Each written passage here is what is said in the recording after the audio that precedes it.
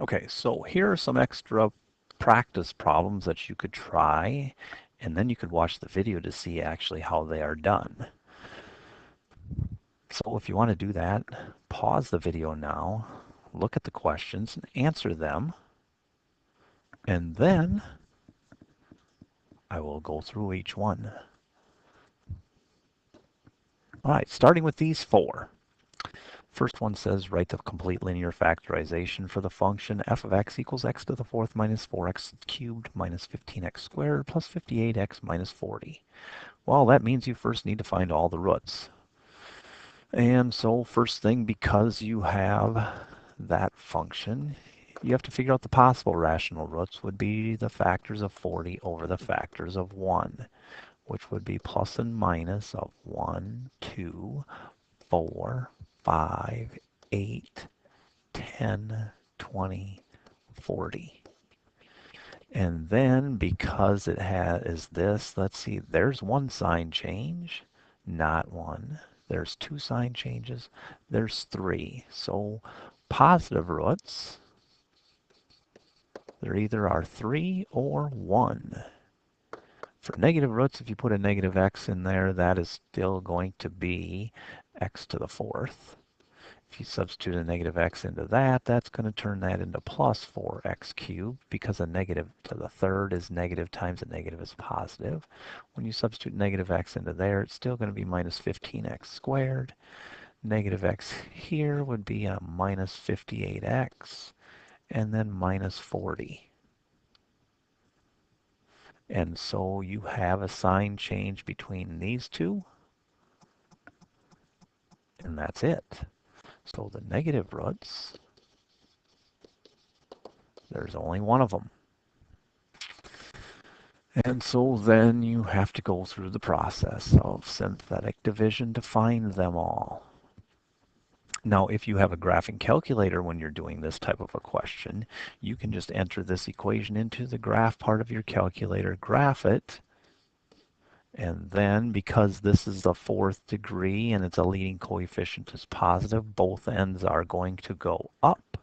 And it crosses the y-axis at a negative 40, and so maybe it comes down and does one of those fine looking things, which there's only two, or it could possibly do this, come down, go back up, and then down, and then back up like that. Who knows? Then there would be 4 of them. But since it's 3 positive and 1 negative, that would have to be the other way around, so that one wouldn't work. So I'll get rid of that one. And it would probably be something along the lines of maybe it comes down and then does that and goes up, or it comes down, back up, and then down and up. Something along those lines. So, like I said, that's what you could do if you have graphing. If you don't, then you have to go through this whole process. List out the numbers, which would be 1, negative 4, negative 15, 58, negative 40. And then you would have to try something. So if you want to figure out a negative root, let's try negative 2 first. And so that's 1, negative 2, negative 6, 12, negative 3, positive 6, 64, negative 100 and some, negative 100 and some more. And it doesn't alternate, so it's not a lower bound either. So then that didn't work. And then let's try a negative 4.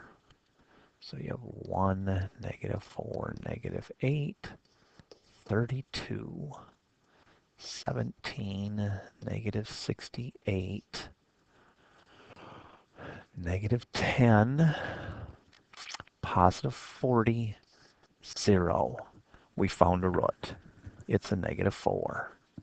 And so after that, you would then have this left over. And now you would have to do this again, and hey, you got a different number here, so you can change your possible rational roots now to the factors of 10 over the factors of 1, and then that becomes plus and minus 1, 2, 5, and 10. And so the rest of them have to be positive. So you can try a number on the outside. Let's say you try the number 1. And so that's 1, 1, -7,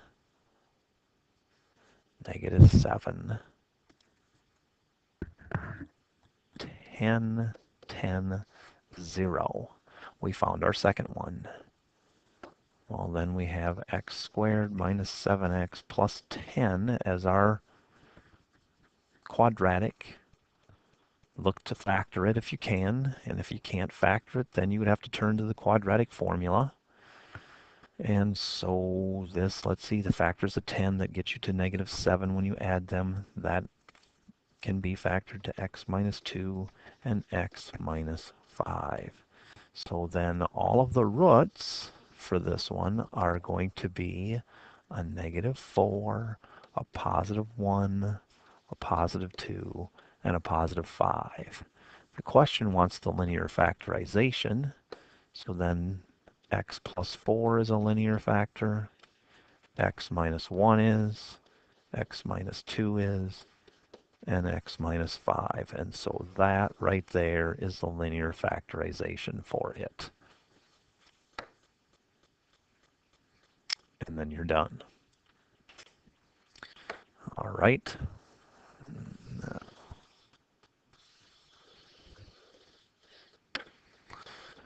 Now the second one says evaluate at these two different spots.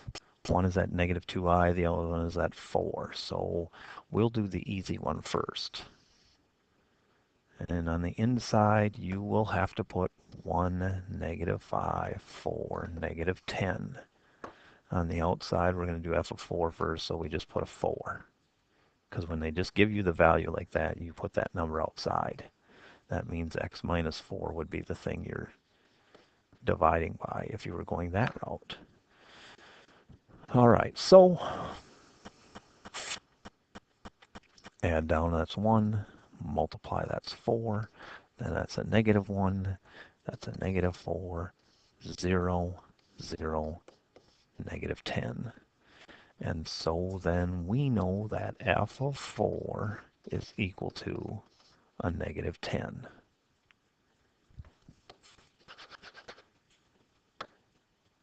For the other one, doing the same thing. 1, -5, 4, -10. We're trying to evaluate at a -2i. So -2i. Add down, that's 1. Multiply, that's a -2i. Add those things together, which you can, so you just have a -5 minus 2i. Then when you multiply, -2i times 5 times a -5 is a positive 10i. And a -2i times a -2i is a positive 4i squared, which means it's -4.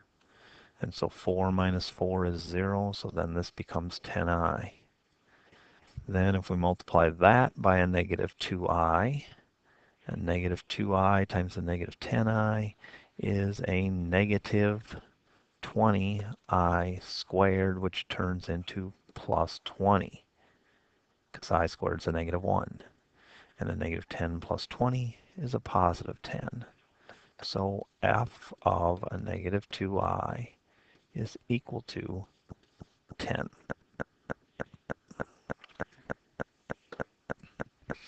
Now then, the next one, how many positive roots does this function have? Well, if you look at it, that's positive, so is that. So is that. But here, you have a sign change from a positive to a negative, so therefore there is one positive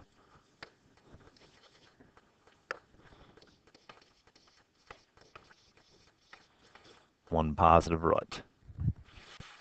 Then to figure out how many negative ones there are, remember you have to substitute a negative x into the equation.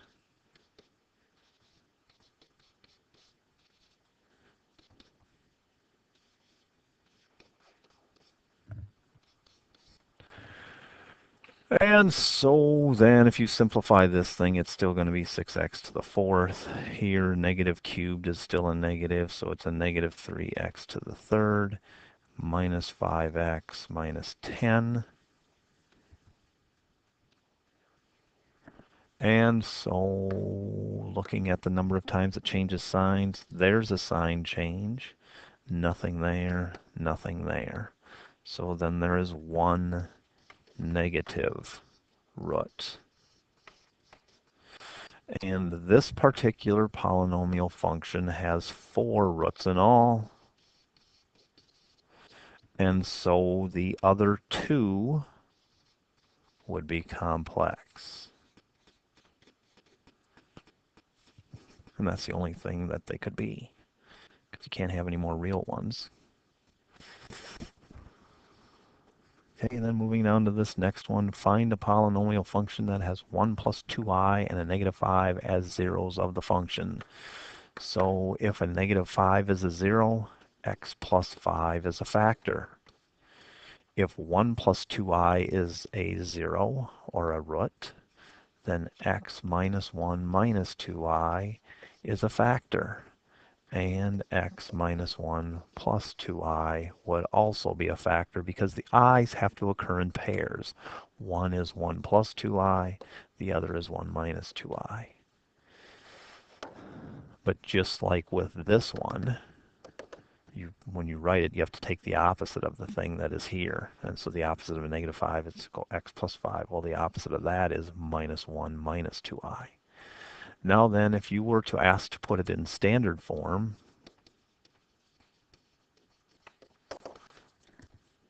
then you'd have to multiply it all out. Here it does not say put it in standard form, so you're good. You can just leave this as your answer. But let's multiply it out just because we can. So x times x is x squared minus x plus 2ix. Then here, negative x plus 1 minus 2i. And then negative 2ix plus 2i minus 4i squared. And so then combining the things you can, you'd have x squared minus 2x and a positive 1 and a positive 4 would be plus 5. And now you have that to multiply by x plus 5. And so you would then multiply that all out and get x cubed minus 2x squared plus 5x. And then when you take the 5 and multiply it all, it's 5x squared minus 10x plus 25. And then combining everything, you would get x cubed plus 3x squared minus 5x plus 25. And that would be the standard form of it. Like I said, if it doesn't say that, you don't have to multiply it out. You can if you want to, but you don't need to. All right, this next one, probably a good example for you to do, where you have to find all the asymptotes, x-intercepts, and then sketch the graph of it. So we have f of x equals x squared minus 8x plus 16 over x squared minus 16. So asymptotes, vertical ones first. They would be the zeros of the denominator, so we take x squared minus 16 and set it equal to 0 and figure it out. In this case, you can just take x squared and then equals 16, so x equals plus and minus 4. Those are the vertical asymptotes as of now. Horizontal asymptotes. There you have to look at the degree of it. It's x squared over x squared. So then you take the leading coefficient, was 1 over 1, so y equals 1 is a horizontal asymptote.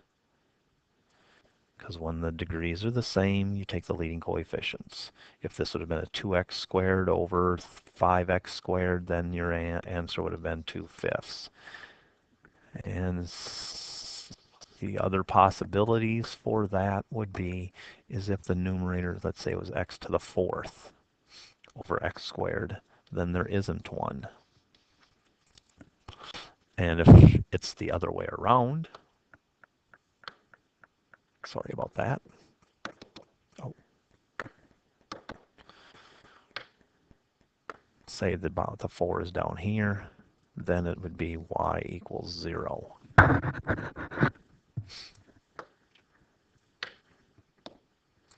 And then the other thing that could happen is if this is to the 3rd power and that's to the 2nd power, there still is none. But now because they differ by 1, there would be a slant. And to get the slant, you just have to divide the two things using long division. Like the example that we did in the review. All right, so we have a horizontal asymptote at 1. Then the roots, or the zeros of this one, you take the numerator, set it equal to 0, and solve it. So if you can, you try to factor it, because this one's a quadratic equation, so we can try to factor it. Or if it's a cubic thing like this right here, well, then you would have to go through that whole process of doing your L thing and picking out the factors of 25 over the factors of 1 and trying until you found zeros. In this case, since it is a quadratic, we can look to factor it. Are there factors of 16 that get you -8? Yes, there are. It would be x minus 4 and x minus 4. And so then x equals 4. There is your root. But now, because you have 4 here and you have 4 here, it can't be in both spots. So the positive 4 no longer is a vertical asymptote, and the only vertical asymptote is a -4. And 4 is not a root. Instead, it turns into a whole at x equals 4. And then the last thing you should be able to find is the y-intercept. To find the y-intercept, you substitute x or 0 in for x, so you have 0 squared minus 8 times 0 plus 16 over 0 squared minus 16. And so that's 16 over a -16, which is -1. Excuse me. And that's everything you'd need for this one.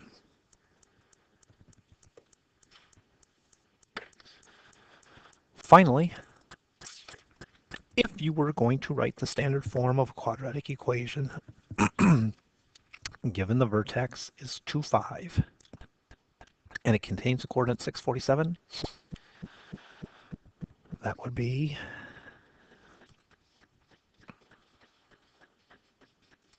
that equation to start with.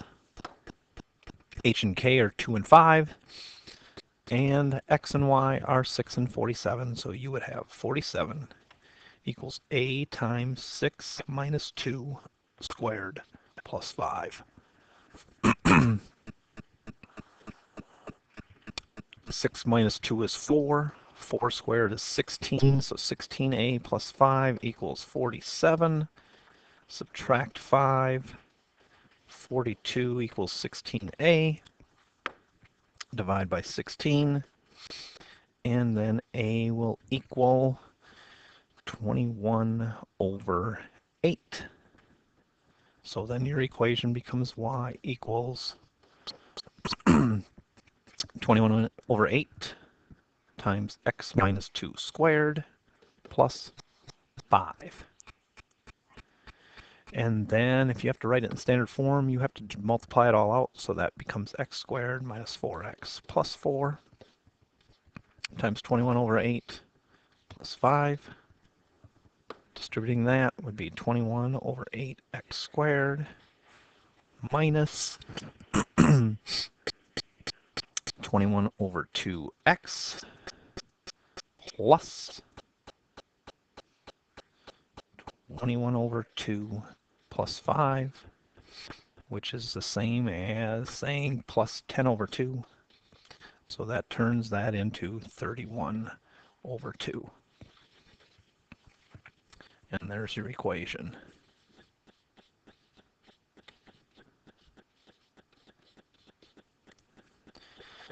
And so hopefully that will help you a little more with the Chapter 2 test.